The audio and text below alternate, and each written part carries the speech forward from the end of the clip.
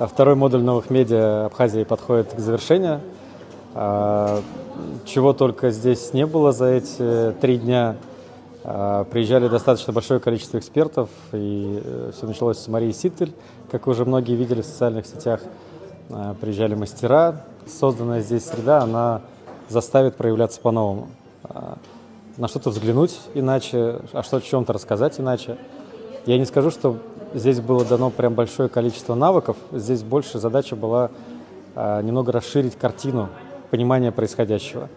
Но и немаловажный фактор, что люди, создающие медиа Абхазии, стали все больше общаться между собой, потому что, по сути, здесь за одними столами сидят люди из сферы культуры, из сферы кино, из сферы блогинга, и все вместе они начинают думать о том, что еще полезного, интересного можно добавить в медиаиндустрию.